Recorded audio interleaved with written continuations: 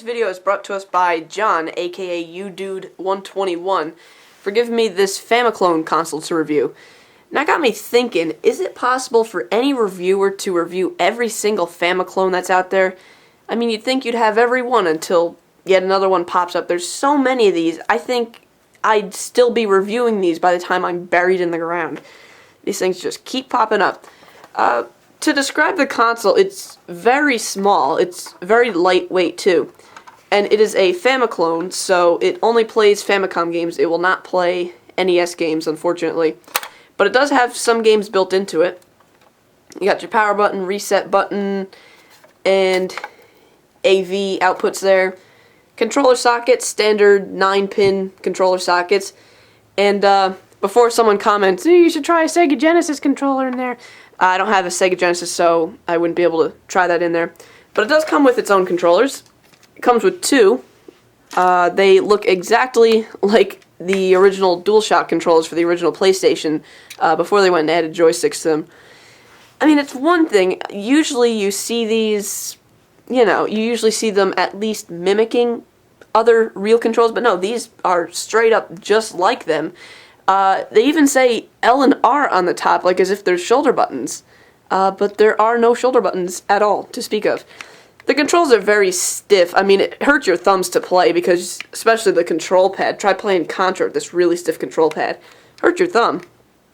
Nothing on the back of it. So you got B, A, and then Turbo B, Turbo A. It doesn't label that, so I had to kindly tell you that on video. Select Start, blah blah, and what would a Famiclone be without coming with a light gun of some sort? But as always, we're going to be playing it on an LCD TV, which means no light gun games. It's got a big gash sticking out of the back too. I wonder if John got it like that or what.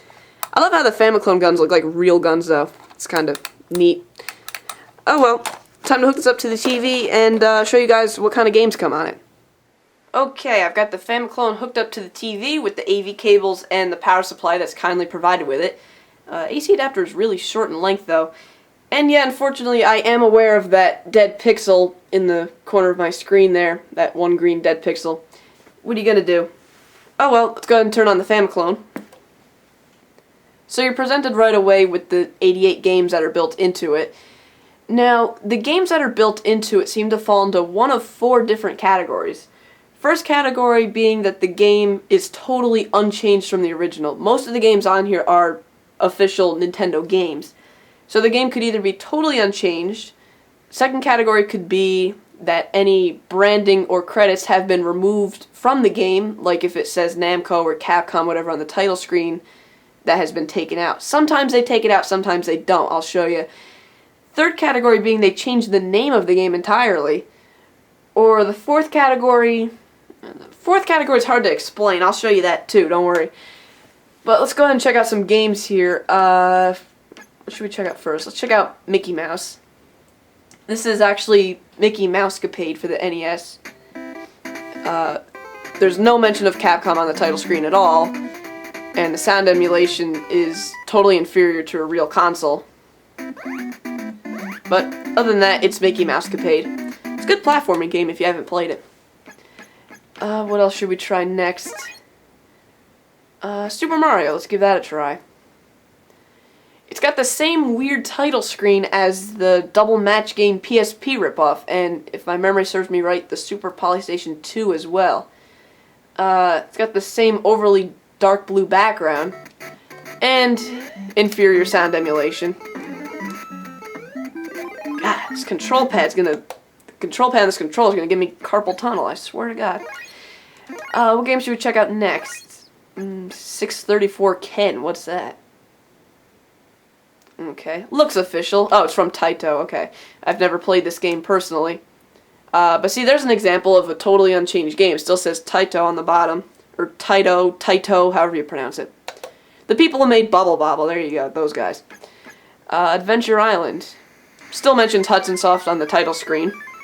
They didn't bother to take that out. What else we got here? Brush Roll. This game still creeps me out. This was on the Double Match game. I don't know if this game's official or not, but the title screen still freaking creeps me out. I don't I don't get it. Let's just get out of there. What other game should we check out? Galaxian, that sounds fun. No mention of the company on the title screen here either. Other than that, it's Galaxian. Let's check out Dr. Mario. They changed the name to Space Hospital. Now, if you're going to call it Dr. Mario in the games list, why not call it Dr. Mario here? And they changed the name to 1993 for I don't know why. Other than that, it's Dr. Mario. Except it never calls him that. Yeah. Every time I hear that theme now, I think of the video Brentalfloss did with the Dr. Mario theme. Alright, so the last game we'll check out is Contra 2. This falls into that weird fourth category. When you select it, you're bringing to an entirely different menu.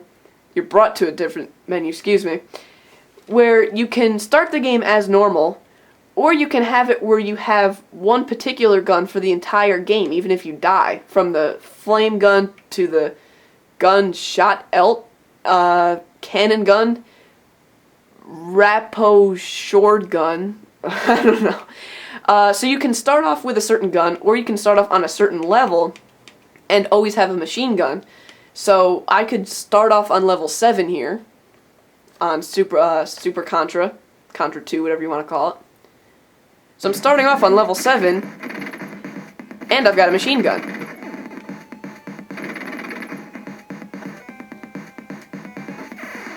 And if you die, you've still got a machine gun. Yeah. Well, I really don't want to talk about this much more because it's, for the most part, very similar to other Famiclones. There's thousands of them out there. But again, I want to thank John for donating this to me to make for this review. Don't forget, guys, to subscribe to my videos for future videos. You'll get similar stuff like this in the future. Thanks to the fans for watching, donating the stuff, whatever. Thanks for watching, guys.